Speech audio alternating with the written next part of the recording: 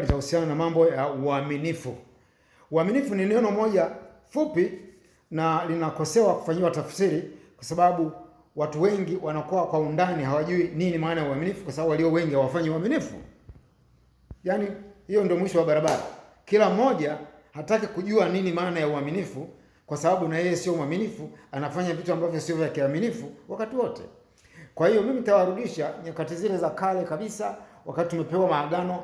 Tunazungumza mamilioni ya miaka ya Waafrika wale wa kale, wahenga wa kale zamani zile, walikuwa wanaweza wakaishije katika namna ya kanuni za maisha katika mwili, kwa maana ya kwamba wakati wote walitakiwa waonyeshe uaminifu na nidhamu ambayo kwa ujumla wake jina lake ilikuwa inaitwa maati. Maati, M-A-A-T, maati, ambapo kipimo chake kilikuwa ni wewe lazima upime uzito wa moyo wako, upande mwingine uweke unyoya huku kuna moyo, huku kuna unyoya. Sasa uhakikishe wakati wote hivi vinalingana katika mzani, uhakikishe vinafanya nini, vinalingana. Huku kuna moyo, huku kuna unyoya, vilingane wakati wote. Sasa hapa nani yake, maelezo yake ni kwamba hapa kwa nini viweze kuwa vinalingana? Vinalingana kwa sababu moyo unatakiwa ufike uwe na uaminifu na nidhamu ya kufikia kwamba uwe mwepesi katika namna ya unyoya. Kwa hiyo wakati wote ukitaka upunguze uzito, ujieleze ndani yako na kusema kwamba mimi leo sijamchukia mtu, mimi leo sijamuua mtu, mimi leo sijamwibia mtu, mimi leo sijamdhulumu mtu, mimi leo, yani ufanye hiyo kazi ya kufanya uendelee kuwa mwepesi, uzito ule wa unyoya wakati wote. Hiyo ndio ilikuwa inaitwa maati. Kwa hiyo inahitaji sasa uaminifu wako wa ndani, kwa sababu hakuna mtu anayeangalia, hakuna mtu anayekagua, ni Mungu tu ndio anayeona unachokifanya, lakini wengine hawezi kujua. Kwa hiyo hakuna haja ya wewe kudanganya, kwa sababu ukidanganya ina maana unaharibu siku ya kesho. Sasa kama leo wewe utaonekana hukwenda sawa sawa, moyo umekuwa mzito mpaka jua limezama, ushafanya vitu vya hovyo sana. Sasa kama wewe huwezi kujirudi ili moyo wako uendelee kuwa mwepesi kama unyoya upande wa pili, kwa hiyo mzani utakuwa umeinama upande mmoja. Kwa hiyo kwa vyovyote vile wewe mwenyewe utaanza kujisuta, alafu utashangaa wenzio wanakwambia bwana, vipi bwana, wewe mwenzetu leo inaonekana, lakini wao wanakuwa wameshajigundua kwamba ule moyo una uzito, kuna vitu amefanya bwana mkubwa. Hiyo ndio ilikuwa inaitwa maati. Hiyo inaitwa maati. Wala hatuwezi kuita ni dini, wala hatuwezi kuita ni utamaduni, wala hatuwezi kuita ni mila, wala hatuwezi kuita ni desturi, ila tutaita tu kwamba ilikuwa ndio kanuni ya kuishi katika mwili. Maana ukiishi katika roho ni habari nyingine, wewe utakuwa roho yako itakuwa nyepesi, haina tena vile vipingamizi ya milango mitano tuliyoizungumza. Kwa hiyo wewe unapoishi sasa katika mwili huu na hiyo milango ya ufahamu hiyo mitano tuliyoizungumza, wewe ile milango itasababisha ujikwae na usitukie kwamba moyo wako unakuwa mzito kuliko unyoya. Sasa unatakiwa uwe na nidhamu, kile unachokitizama kisikufikishe mahali kikakukea mzigo ndani ya roho yako ikawa nzito, au kile unachokisikia usije ukakitafakari au ukakichakata vibaya na ukakifanyia maamuzi ambayo wewe sasa itasababisha ule moyo wako uwe na uzito. Hali kadhalika kile ulichonusa kisije kikakusababisha vile vile ukachakata ukapata maamuzi ya kufanya kitu ambacho kitasababisha moyo wako upate uzito na uinamie, yani kwenye mzani namna ile. Kwa hiyo vile vile kugusa na kuonja kila kitu. Sasa ukishaweza kufanikiwa ule, ukichakata vizuri kile unachokinusa kwamba kuna namna fulani ya harufu nzuri inanukia, wewe sasa ulichakata katika namna nyingine kwamba lakini hainibabaishi, iwe ni hiyo, itakuwa ni nini? Itakuwa ni perfume, au itakuwa ni harufu ya chakula, au itakuwa ni harufu ya nini? Yaani ile harufu ikusaidie, ile milango ya ufahamu ikusaidie wewe kama kuna hatari, kwa sababu ukiwa porini kabisa, kwenye lichaka chako unalisogelea, unakuta kuna harufu ya waliwali hivi, ujue kuna chatu yuko huko. yuko kwenye hicho kichaka, kwa sababu anapopumua anapumua ile pumzi yake ndio ile yenye wali, na ile mara nyingi anatumia kuwaita wale wanyama anaowataka kuwawinda wasogelee kule, yaani wakati anakwenda kule afu anawadaka. Sasa wewe binadamu sasa, na leo nafikiri naliweka sawa sawa hili kwamba ukinusa ukasikia hiyo harufu, inabidi ufanyeje? Inabidi ujue kuna nyoka huko, jipindie, jiendelee. Kama una safari zako, kama unataka kumuua, habari nyingine, kwa nini umuue? Una safari zako, kwa hiyo tafuta njia nyingine, ikwepe pale lile chaka, jiondokee, uendelee na safari zako, na utakuta inaendelea kupungua. Unajua, basi nishaacha nao, liko mbali. Kwa hiyo hii milango mitano iko kwa ajili ya kazi hiyo, sio iko milango pale kwa ajili ya kufanya vitu vya hovyo hovyo. Na ndicho kinachoendelea sasa hivi. Watu wanashindwa kuitumia hii milango mitano, matokeo yake inatumika katika namna za hovyo hovyo, namna za kuumiza, yaani za kuumiza, inaanza kujiumiza wenyewe. Wanaweka uzito katika moyo wao, halafu unakuwa haubebeki, yaani unazidi uzito wa unyoya, ambayo ni haki na mambo ya upendo na mambo mengine ya kidhamira njema. Huko ndo kwenye wepesi, kwa sababu huko sasa ndio unazungumzia habari ya utakatifu. Unyoya ule ni mtakatifu, ni mwepesi, hauna uzito, lakini thamani yake ni kubwa kuliko matakataka ambayo yanakuwa na uzito wa kuweza kuelemeza, ambayo ni dhamira mbaya.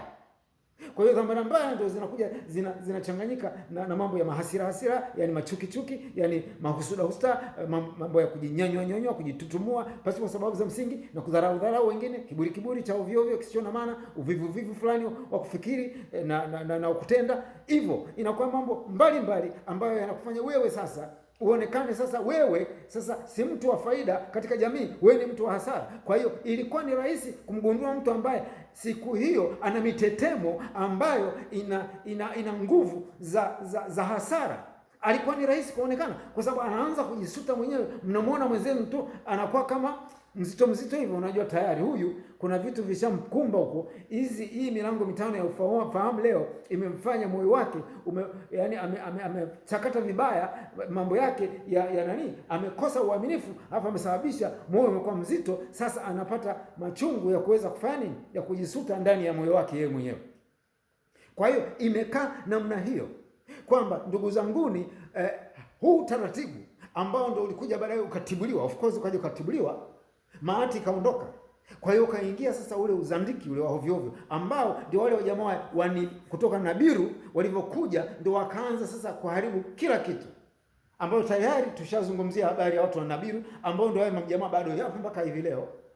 Ndio wale majamaa ambao yanajifanya master sijui manini, wale ni watu wa kutoka Nabiru, wale ndio walikuja wakaharibu na kuanza kutusababisha sisi tukaanza kuharibu miundombinu ya mazingira kwa kufukua tena yale madini yana vitu vile vya thamani ambavyo viko kwa kazi muhimu sana ya mitetemo ya mawasiliano ya baina ya dunia, yani ardhi hii ndio ya dunia pamoja na masayari mengine yaliyoko huko anga mtambuka.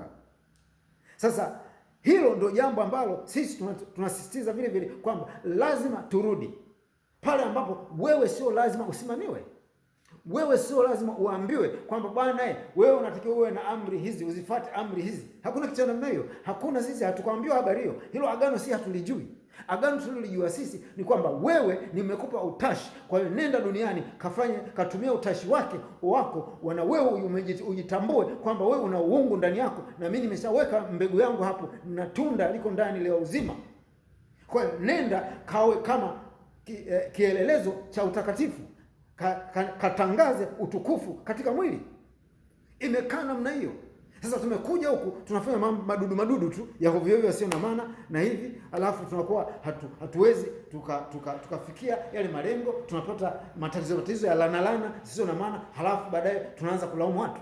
Unalaumu nani wakati wewe mwenyewe umeshindwa kujiheshimu? Kwa sababu umeshindwa kuelewa kwamba wewe ukitunza mwili ni heshima, umejiheshimu. Wewe ukisema ukweli, wewe unajiheshimu. Wewe ukiamua kutokuwa mvivu, ukatafakari mambo katika namna ya faida, wewe umejiheshimu. wewe ukiamua kuwa na mshikamano na wenzio na upendo na kuachana na mambo ya husuda na kuachana na mambo mengine ya hovyo hovyo ya kuwatengatenga pasipo sababu watu na kujifanya ubisho na kujifanya wewe na kujifanya wewe ni bora kuliko wengine, basi ujue kwamba kama wewe unaendekeza mambo hayo, wewe hujiheshimu. Sasa kama wewe hujiheshimu, tunaweza tukakuita hata wewe ni muhuni. Usikatae ukaambiwa wewe ni muhuni, kwa sababu hujiheshimu. Sasa tukufanyaje sisi wewe hujiheshimu bwana? Unaendekeza mambo ambayo yanaleta hasara. Uaminifu ndani yako haupo. Kila kitu unadanganya tu, unakwepa tu, unatapeli hivi, ujanja hivi na nini. Kwa hiyo wewe sasa unahama katika kundi la watu ambao ni waaminifu, kwa sababu mzani wako tayari, moyo wako ni mzito zaidi kuliko unyoya.